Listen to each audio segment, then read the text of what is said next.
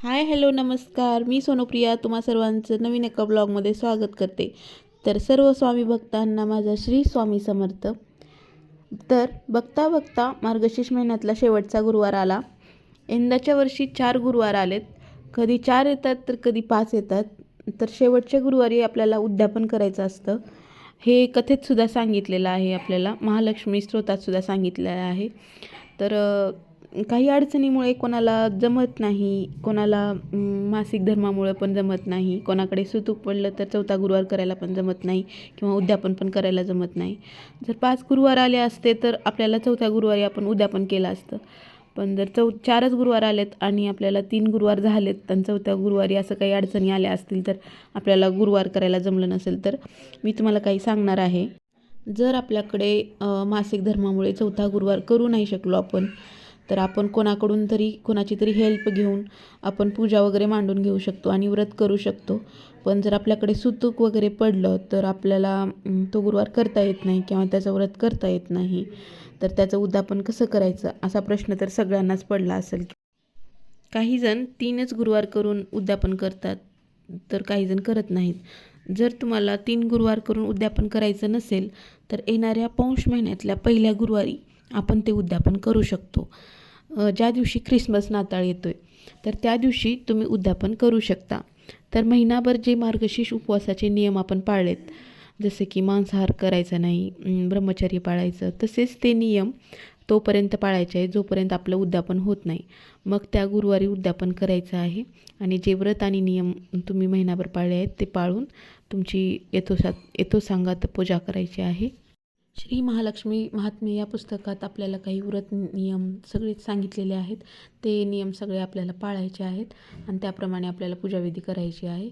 तर मी तुम्हाला पुढच्या व्हिडिओमध्ये पूजाविधी, पूजेची मांडणी, त्याचे व्रत आणि नियम काय आहेत ते मी तुम्हाला सांगणार आहे. तर तुम्ही पाहून घ्या. श्री महालक्ष्मी महात्म्य गुरुवारची कहाणी. अनेक भाविक श्रीलक्ष्मी देवीचे व्रत करतात.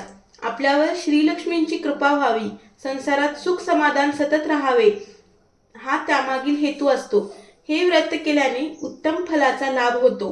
मार्गशीर्ष महिन्यातील पहिल्या गुरुवारी व्रताचा प्रारंभ करून शेवटच्या गुरुवारी त्याचे उद्यापन करतात. काही कारणामुळे मार्गशीर्ष महिन्यात न जमल्यास कोणत्याही महिन्यातील पहिल्या गुरुवारी हे व्रत करावे. शेवटच्या गुरुवारी त्याची सांगता करावी. काही भाविक तर सतत वर्षभर या व्रताचे पालन करतात. लक्ष्मी व्रतात त्याचे नियम, पूजाविधी, कहाणी, आरती इत्यादीचा अंतर्भाव आहे. त्यावर श्रद्धा ठेवल्यास श्री लक्ष्मी माताचा कृपा आशीर्वादाने सर्व मनोरथ पूर्ण होतात. श्री महालक्ष्मीचे उपवास करताना काही व्रत व नियम सांगितले आहेत. गुरुवारी प्रातःकाळी उठावे, अंघोळ करावी, शुद्ध अंतःकरणाने व श्रद्धा भावनेने पूजाविधी करावा. दिवसभर उपवास करावा. सायंकाळी देवीला नैवेद्य दाखवून रात्री भोजन करावे. कधी कधी आकस्मिक अडचण उद्भवते, अशा वेळी आपण उपवास करावा आणि कोणाकडूनही पूजा आरती करून घ्यावी. एकादशी, शिवरात्र या इतर उपवासाचे दिवशी गुरुवार असल्यास फक्त पूजा आरती करावी. कहाणी स्वतःच वाचावी आणि ऐकावी. व्रताची पूजा व कहाणी ऐकण्यास शेजाऱ्यांना निमंत्रण द्यावे. सायंकाळी गायीची पूजा करावी, तिला नैवेद्य द्यावा. नित्याप्रमाणे उद्यापनाच्या दिवशी पूजा आरती करावी, कहाणी वाचावी. 7 सुवासिनींना व 7 कुमारिकांना हळदी कुंकू द्यावे. एक फळ व व्रताच्या कथेची एक प्रत द्यावी. शक्य झाले तर ब्राह्मणाला शिदा, वस्त्र, दक्षिणा देऊन नमस्कार करावा. त्यानंतर आपण भोजन करावे. गुरुवारी संध्याकाळी पूजा आरती करावी. त्यानंतर सर्वांना प्रसाद द्यावा. कोणत्याही महिन्याच्या पहिल्या गुरुवारी या लक्ष्मी व्रतास सुरुवात करावी.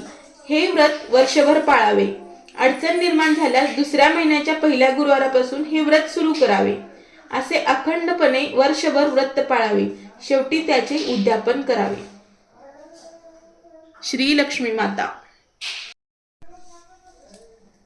श्री महालक्ष्मीचे व्रत करताना पूजेची मांडणी पुढील प्रमाणे करावी. घरातील पूजेची जागा स्वच्छ करावी. पूजेच्या जागी पाट किंवा चौरंग ठेवावा. चौरंगावर कोरे नवीन कापड अंथरावे. कापडावर गहू वा तांदूळ याची रास घालावी. त्यावर तांब्याचा कलश ठेवावा. कलशात दुर्वा, पैसा आणि सुपारी घालावी. विड्याची पानं अथवा आंब्याची डहाळी कलशावर ठेवावी व त्यावर नारळ ठेवावा. चौरंगावर व पाटावर श्री लक्ष्मी देवीचा फोटो ठेवावा. घरी लक्ष्मीची मूर्ती असल्यास ती चौरंगावर व पाटावर ठेवावी. मग फोटो ठेवू नये. मूर्तीपुढे विडा, खोबरे, खारीक, बदाम, इतर फळे, खडीसाखर अथवा गूळ ठेवावा. त्याचे शेजारी गणपती म्हणून सुपारी मांडावी. असे पूजेची मांडणी करावी. ती पूर्ण झाल्यावर यथासांग पूजा करावी. पूजेनंतर आरती करावी. सर्वांना प्रसाद द्यावा. पूजेच्या संध्याकाळी लक्ष्मीला मिष्टान्नाचा नैवेद्य दाखवावा, म्हणजेच गोड नैवेद्य दाखवावा. त्यानंतर भोजन करावे. दुसऱ्या दिवशी सकाळी लवकर उठावे. पूजा विसर्जित करावी. कलशातील पाणी तुळशीस घालावे. तिला हळद कुंकू वाहावे. नमस्कार करावा. पद्मपुराणात या व्रताचा उल्लेख आढळतो. त्यात श्री लक्ष्मी देवीने कथन केले आहे की माझे हे व्रत जो नित्यनेमाने करेल तो सदैव सुखी राहील, असे माझे वचन आहे. श्री लक्ष्मी माता. तर महालक्ष्मी पुस्तकात सांगितल्याप्रमाणे आपल्याला पूजा करून घेऊन आपल्याला उद्यापन करायचं आहे. तर आपल्याला प्रश्न पडला असेल की आता जे आपण तांदूळ वापरले होते पूजेसाठी त्या तांदळाचं काय करायचं, आणि जे आपण नारळ वापरलं होतं कळस पूजेसाठी त्या नारळाचं काय करायचं. तर ते नारळ सोलून त्या पूजेपुढेच फोडायचं आहे, म्हणजे उद्यापन संपूर्ण होईल. आणि जे तांदूळ आहेत ते तुम्हाला शिजवून पण खाऊ शकता किंवा तुम्ही चिमण्यांना वगैरे पण देऊ शकतात. जे ब्लाऊज पीस आपण पाटावर अंतरलेलं होतं ते ब्लाऊज पीस आपण स्वतः वापरायचं आहे, कोणाच्या ओटीला घालायचं नाही. याप्रमाणे आपल्याला साधी सोपी पूजा मांडून आपल्याला महालक्ष्मीचे उद्यापन करायचे आहे. तर कसा वाटला हा व्हिडिओ मला कमेंटमध्ये नक्की सांगा. व्हिडिओ आवडला तर लाईक, शेअर, सबस्क्राईब नक्की करा. आणि चॅनलवर नवीन असाल तर प्लीज सबस्क्राईब करून घ्या आणि बेल आयकॉन प्रेस करा. तर चला भेटूया पुन्हा एका नवीन ब्लॉगमध्ये. तोपर्यंत धन्यवाद. श्री स्वामी समर्थ. श्री स्वामी समर्थ. श्री स्वामी समर्थ.